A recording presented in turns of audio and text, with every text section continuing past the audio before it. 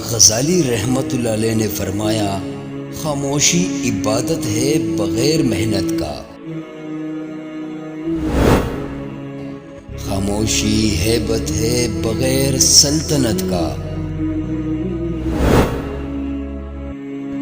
خاموشی قلعہ ہے بغیر دیوار کا،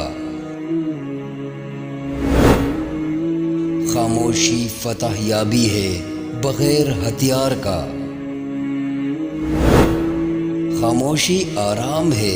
کرامن کاتبین کا، خاموشی قلعہ ہے مومنین کا، خاموشی شیوا ہے عاجزوں کا،